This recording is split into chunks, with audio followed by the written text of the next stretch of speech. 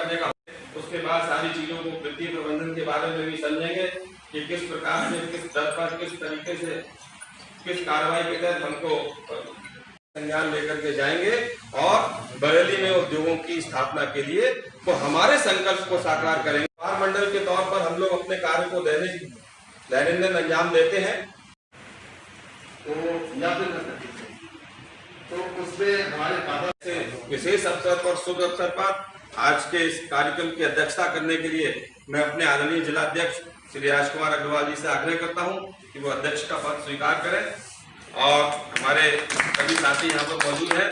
तो मैं सीधे यहाँ पे राजेंद्र गुप्ता जी और राजेश डिस्टोरिया जी और उसके जो साथी पदाधिकारी हैं बहुत ज़्यादा सक्रिय हैं और उन लोगों की पहल पे कई बार उनके प्रस्तावों को हम नजरअंदाज करते हैं, उससे वो हमने गैप महसूस करते हैं और हमारे साथ दूर रहना पसंद करते हैं कि अभी तो मेरे सुनेंगे, ये तो मेरा बाप ही है, समझे, मेरे फादर ने ट्राई टू प्रूव इट कि हम उसके बाप हैं।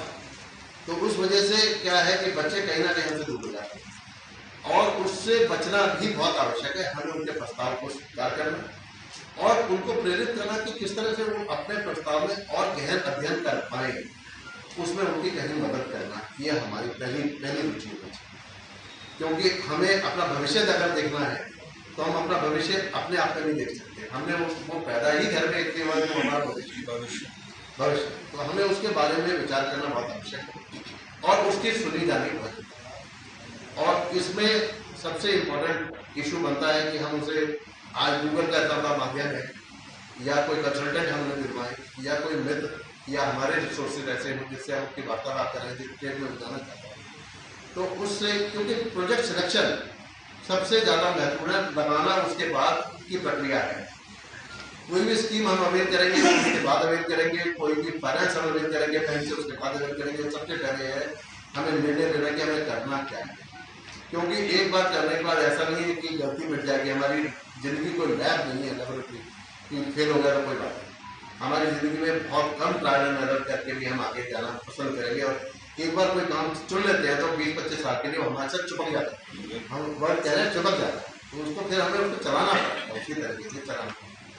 यहाँ पर कहीं मैं अपने निजी एक्सपीरियंस को शेयर करूँ ज़्यादा अच्छा है, क्योंकि आप लोग जो है इतने सब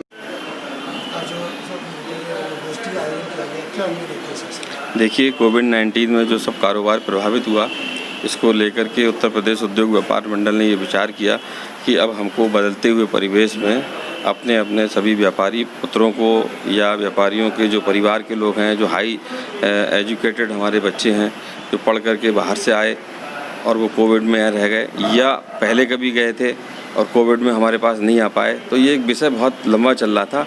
उसको लेकर के ये तय हुआ कि व्यापार मंडल को अब बरेली में इंडस्ट्रीज़ की ग्रोथ के लिए काम करना चाहिए और इस समय MSME में काफ़ी अच्छी योजनाएं भी आई हुई हैं। उन सभी योजनाओं की जानकारी के लिए और हमारे लोग इंडस्ट्रीज में कैसे आगे आएँ, इस विषय को लेकर के हमने पिछले दिनों उद्योग विभाग से मुलाकात की थी और वहाँ के जो joint director of industry Shri Rishi Ranjan Goyal ji हैं, उन्होंने कहा था कि हम इस संबंध में गोष्ठी करेंगे व्यापारियों को बुला करके। तो उसके संबंध में आज हम लोग एक गोष्ठी कर रहे हैं और इसमें बहुत सी अच्छी जानकारियाँ मिल रही हैं। कैसे हमें फंड की व्यवस्था होगी, कैसे हमें राहत की व्यवस्था होगी, हम इंडस्ट्री की स्थापना के लिए क्या क्या काम करें, ये सारी महत्वपूर्ण जानकारियाँ आज हमारी इस गोष्ठी में चल रही हैं। मैं आपके माध्यम से उन सभी लोगों से आग्रह करना चाहता हूँ जो किसी भी प्रकार के उद्योग की स्थापना के लिए अपना मन बना करके रखते हैं, वो व्यापार मंडल की हेल्प डेस्क पर आएँ और उद्योग की स्थापना के लिए वो प्रयास करें। व्यापार मंडल उनका पूरा सहयोग करेगा। आज हमने यूनियन बैंक के रीजनल हेड को भी बुलवाया हुआ है, श्री राजेश कुमार सिंह जी को। उन्होंने भी बहुत अच्छी वित्तीय प्रबंधन की व्यवस्थाओं को बताया है और रामाश्यामा पेपर मिल के मैनेजिंग डायरेक्टर, उन्होंने आज मेंटर के रूप में बहुत उत्प्रेरक बातें हम लोगों को समझाई हैं और ये माहौल क्रिएट किया है कि अब हम लोगों को इंडस्ट्री लगाने के लिए आगे आना चाहिए। व्यापार मंडल का तो पहले से ही सपना रहा है कि अगर उद्योग और व्यापार का विकास होगा तभी उस देश का और राष्ट्र का विकास हो सकता है। तो इस दिशा में हमारा पहला कदम है। हम आपके माध्यम से उद्योग विभाग की भूरी प्रशंसा करते हैं कि उन्होंने हम पे विश्वास करके हमारे साथियों को यहाँ आमंत्रित किया और एक बढ़िया गोष्ठी का उन्होंने संचालन किया। देखिए, बहुत सी चीज़ें हैं। अभी पिछले दिनों गडकरी जी का जो जो MSME के भारत सरकार के मंत्री हैं, उन्होंने कहा था कि 900 दिन तक किसी भी नई इंडस्ट्री के लिए कोई NOC की डिमांड नहीं की जाएगी। ये एक बड़ा अचीवमेंट है और SME की परिभाषा को भी उन्होंने चेंज किया है।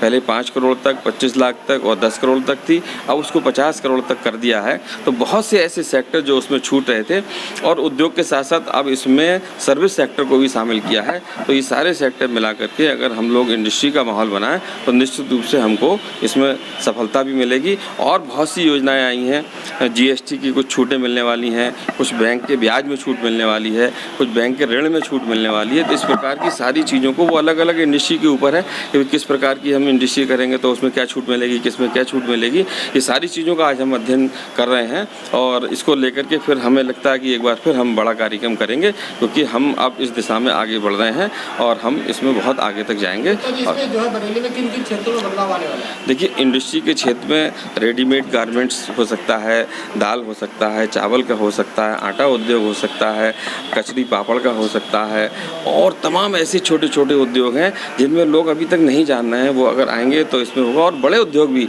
यहाँ पर तमाम प्रकार के, जैसे हैंडलूम में हम लोग आ सकते हैं, हम लोग पेपर के उसमें आ सकते हैं और कई ऐसे उद्योग हैं जिनकी यहाँ पर रिक्वायरमेंट है। क्योंकि हमारा जो बरेली का जो रोहिलखंड मंडल है, ये तराई मंडल कहा जाता है और ये कृषि प्रधान है। तो हम फूड प्रोसेसिंग यूनिट्स को भी यहाँ पर लाने के लिए प्रयास करेंगे और ऐसी हम योजना बना रहे हैं। आम जनमानस तक किस प्रकार से इसका फायदा पहुंचाना चाहिए? आम जनमानस को इसलिए, जब हमारे यहाँ इंडस्ट्री लगेगी तो लोगों को रोज़गार मिलेगा और जब रोज़गार मिलेगा तो खुशहाली आएगी। और जो प्रोडक्ट हैं, अभी हम मान लीजिए बाहर से मंगाते हैं तो कुछ महंगे पड़ते हैं, तो वो प्रोडक्ट हमारी आम जनता के लिए कुछ सस्ते भी पड़ेंगे। ये इससे भी उनका सीधा सीधा फायदा होने वाला है।